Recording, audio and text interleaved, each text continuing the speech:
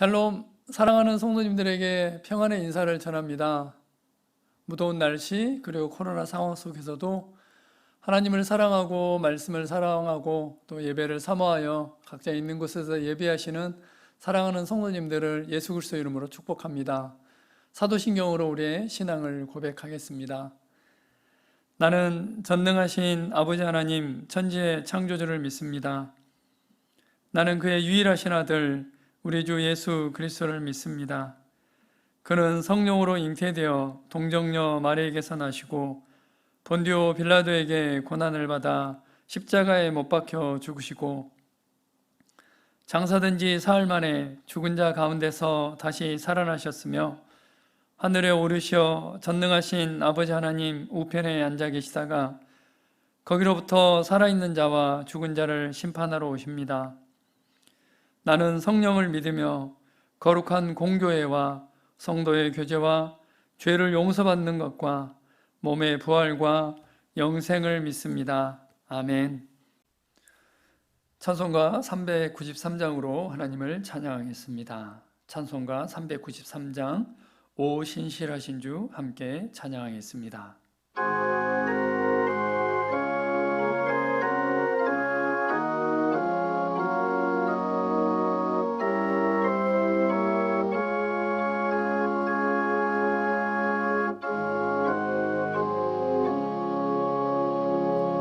오 신실하신 주 내 아버지여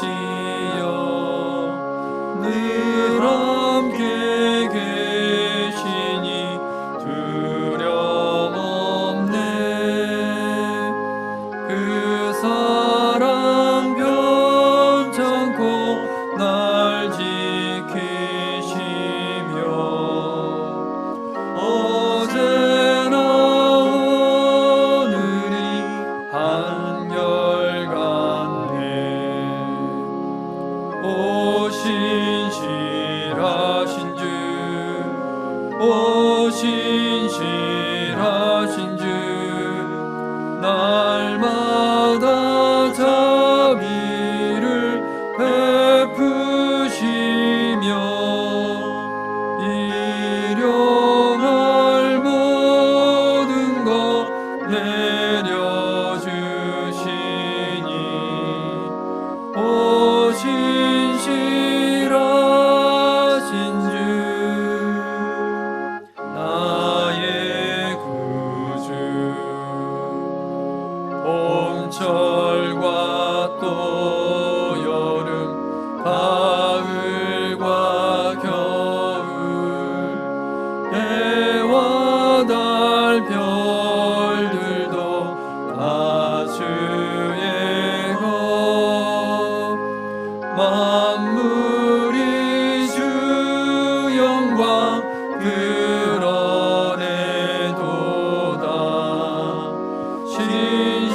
신실한 주 사랑 나타내네.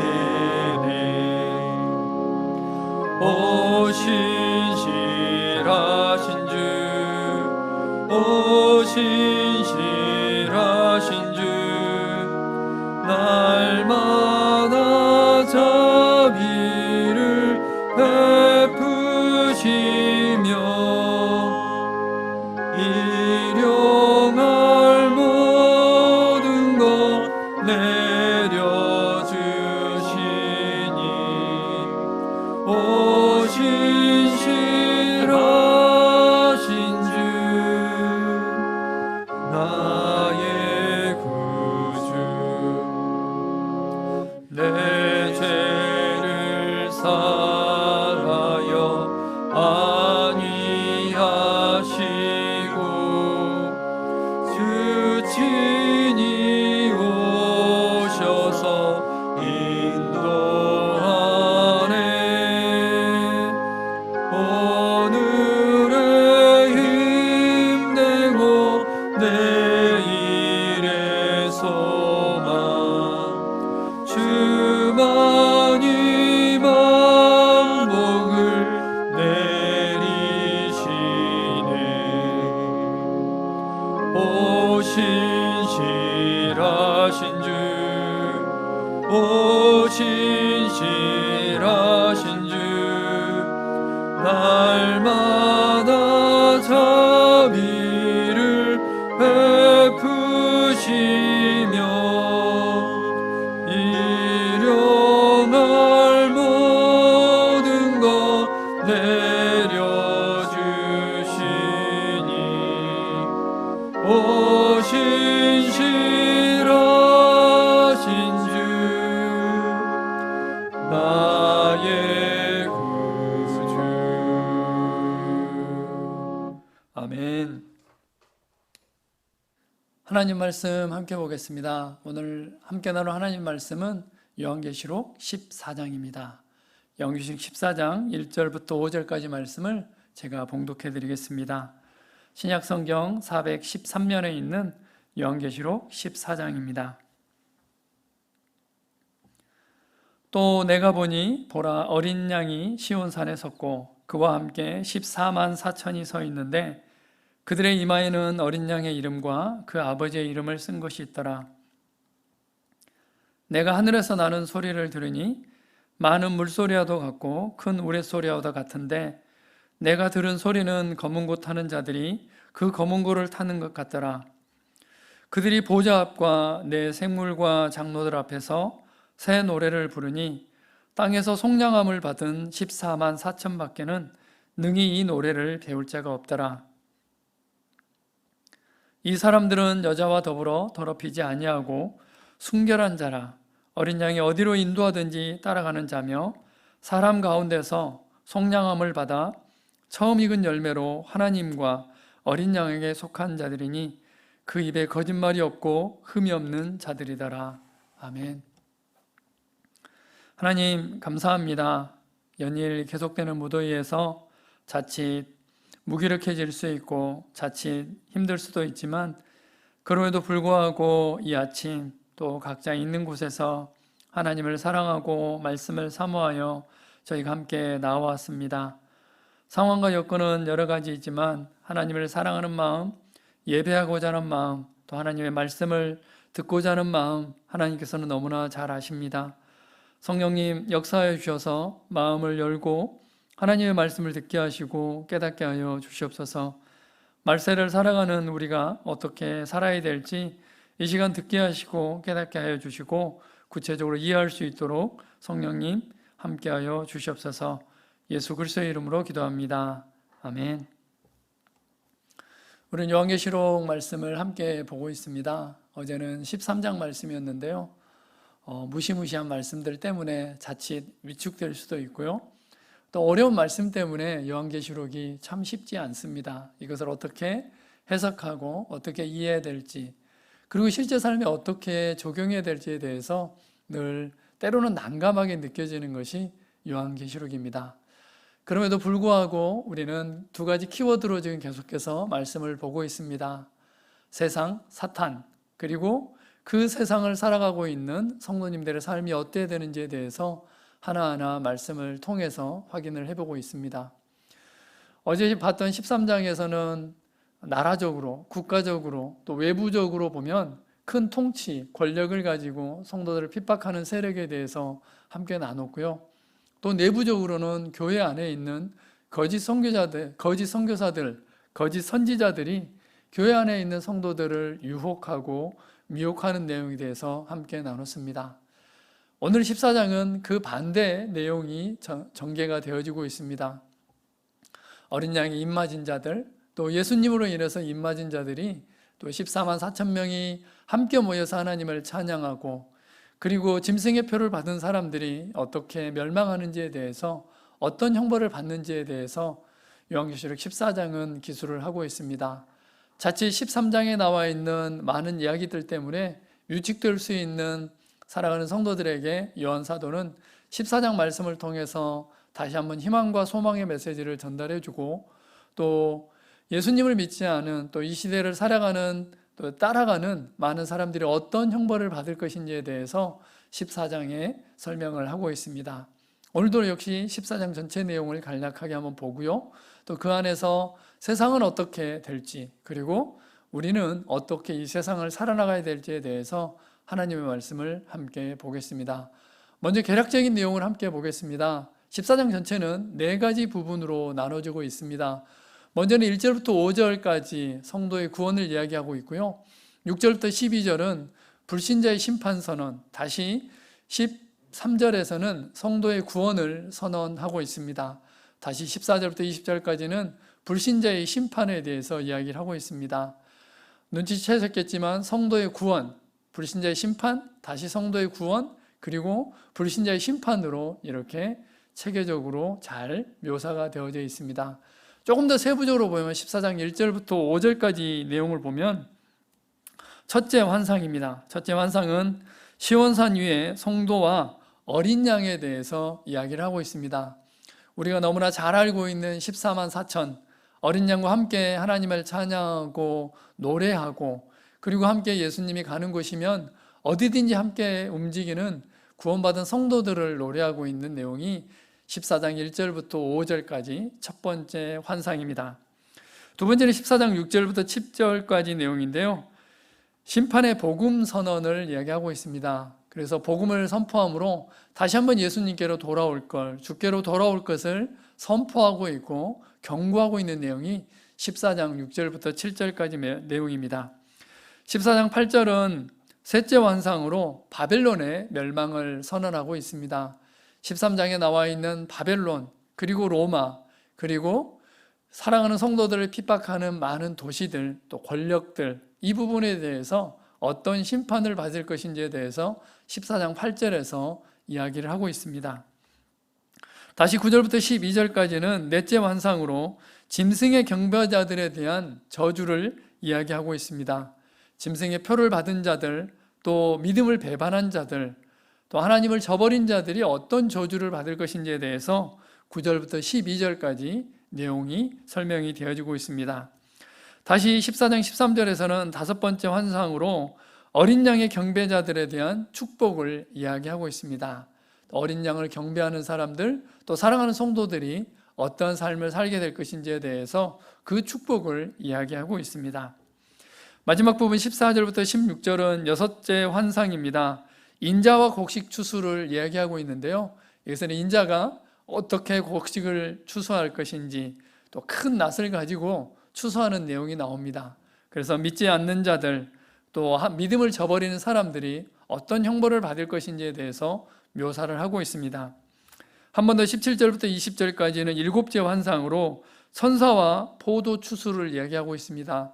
여기서는 믿음을 저버린 자들이, 또 믿지 않은 사람들이 어떤 형벌을 받을 것인지, 그래서 포도를 추수하고 포도 즙틀에서 그 즙이 흘러가는 것이 바로 피에 비유하면서 엄청난 재앙을 예고하고 있는 부분이 바로 17절부터 20절까지 내용입니다.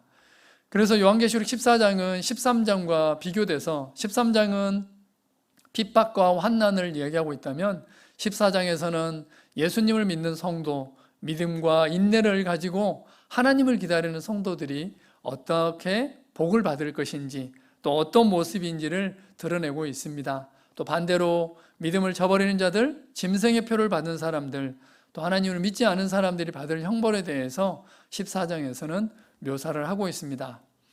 오늘 14장 전체를 보면서 몇 가지 또 말씀을 같이 나누면서요, 성도들의 삶, 그리고 세상의 삶에 대해서 함께 다시 한번 보겠습니다.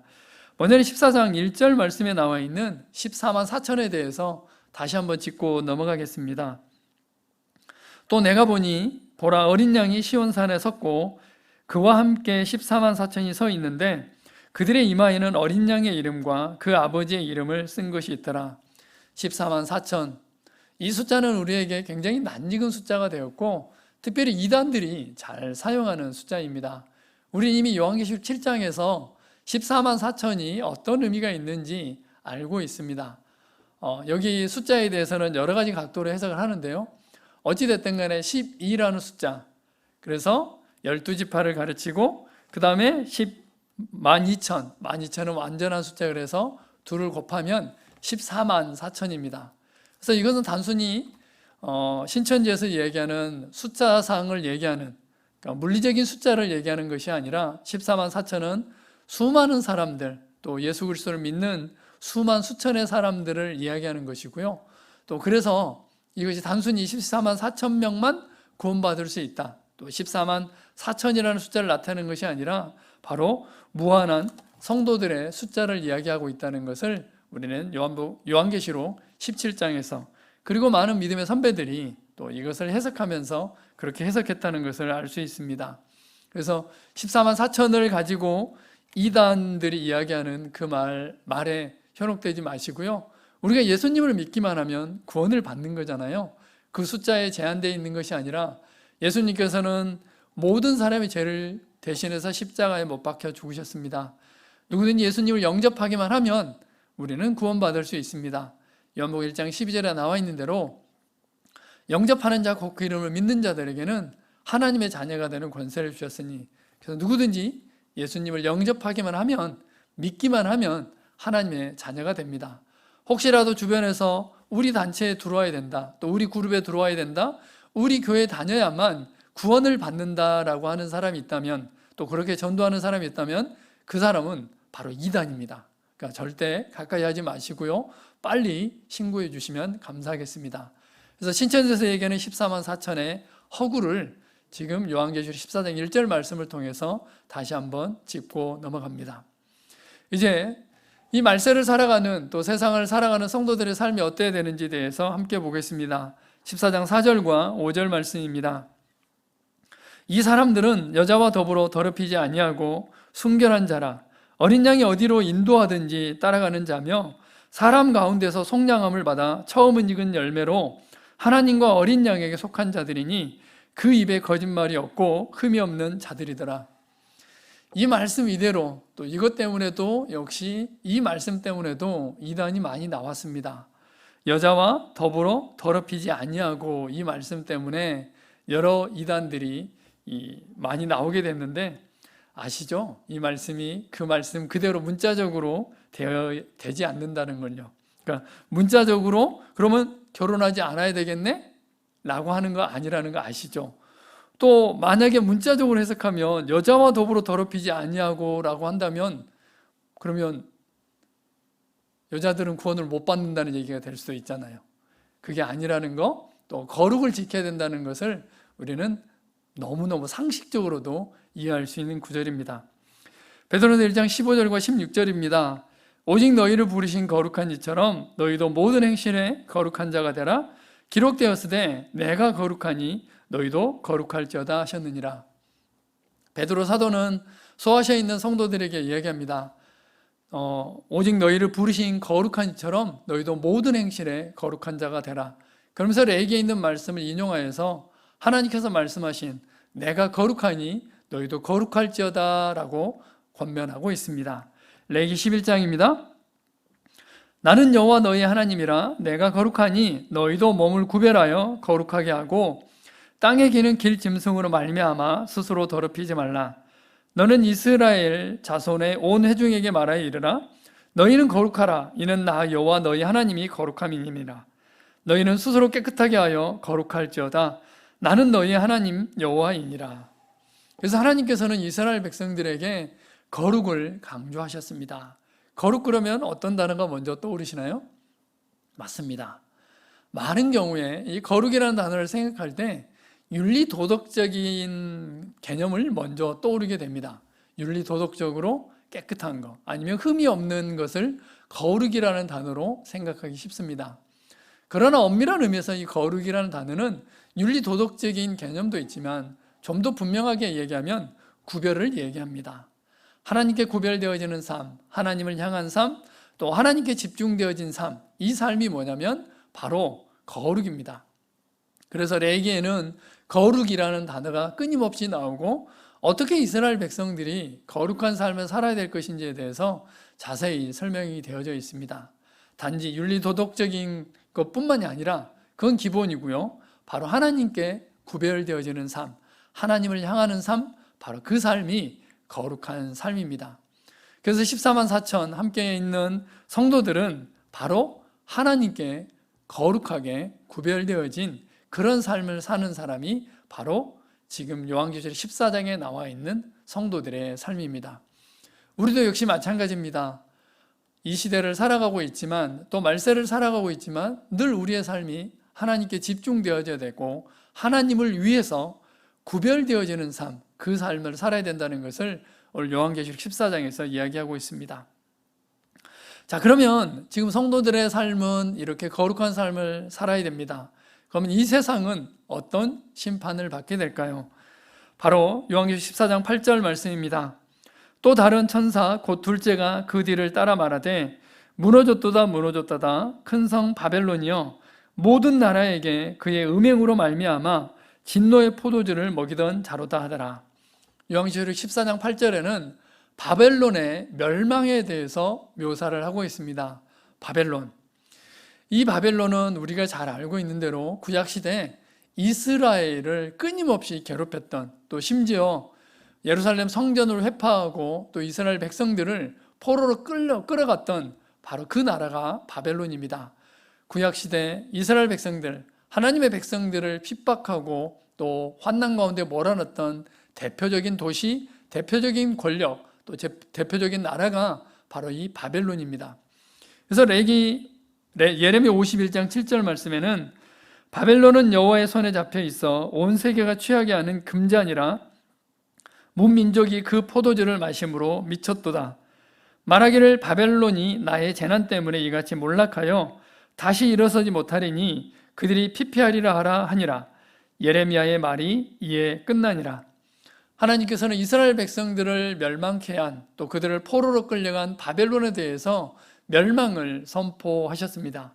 그래서 요한계시록 13장에 나와 있던 큰 권력을 가지고 교회를 핍박하고 그리고 성도들을 핍박했던 그 바로 짐승을 이야기하고 있는 나라가, 도시가 바로 바벨론입니다. 제도교회 때는 로마라는 나라가 바로 대표적인 바벨론으로 예표가 되어졌고요. 또 그 이후에도 사랑하는 성도들을 핍박하는 인간 역사와 같이 계속될 인간적인 세속도시를 지금 바벨론으로 묘사를 하고 있습니다. 이 큰 성 바벨론이 어떻게 멸망할 것인지에 대해서 요한계시록 14장은 이야기하고 있습니다. 큰 권력이 있는 것 같고 많은 부와 명예를 누리고 있는 것 같고 또 많은 것들을 누리고 있는 것 같지만 이 큰 성은 멸망할 수밖에 없다는 것을 성경은 우리에게 분명하고 명확하게 말씀해 주고 있습니다. 세상은 멸망할 수밖에 없고 사단은 멸망할 수밖에 없고 또 큰 용의 종이었던 짐승, 그 짐승은 멸망할 수밖에 없다는 것을 지금 요한계시록 14장에서 다시 한번 말씀하고 있습니다. 바벨론, 그리고 또 한 사람들이 있는데요. 또 다른 천사 곧 셋째가 그 뒤를 따라 큰 음성으로 이르되 만일 누구든지 짐승과 그의 우상에게 경배하고 이마에나 손에 표를 받으면 그도 하나님의 진노의 포도주를 마시리니 그 진노의 잔에 섞인 것이 없이 부은 포도주라. 거룩한 천사들 앞과 어린 양 앞에서 불과 유황으로 고난을 받으리니. 요한계시록 14장에 있는 이 내용은 13장에 있었던 바로 짐승의 표를 받은 사람들을 이야기합니다. 13장 15절입니다. 그가 권세를 받아 그 짐승의 우상에게 생기를 주어 그 짐승의 우상으로 말하게 하고 또 짐승의 우상에게 경배하지 아니하는 자는 몇이든지 다 죽이게 하더라. 누구든지 이 표를 가진 자 외에는 매매를 못하게 하니 이 표는 곧 짐승의 이름이나 그 이름의 수라. 그래서 요한계시록 13장에 나와 있던 짐승을 숭배했던 또 표를 받았던 하나님을 믿지 않은 사람들이 어떤 형벌을 받는지에 대해서 지금 요한계시록 14장에서 다시 한번 설명을 하고 있습니다. 사랑하는 교회를 핍박했던 도시, 권력, 이것도 역시 멸망할 수밖에 없고요. 하나님을 저버리고 믿지 않았던 사람들, 그 사람들도 멸망할 수밖에 없다는 것을 요한계시록 14장은 다시 한번 확인하고 있습니다. 이 시대를 살아가는 성도들, 또 세대 말을 살아가고 있는 우리도 역시 마찬가지입니다. 요한계시록 14장의 말씀에 의하면 또 14장을 통해서 우리는 다시 한번 어떻게 하나님 앞에서 거룩한 삶을 살아야 될 것인지에 대해서 결단하고 헌신하게 되어집니다.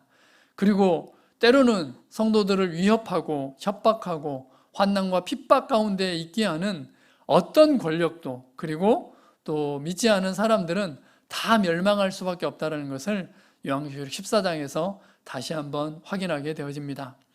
결론입니다. 요한계시록 14장 12절입니다.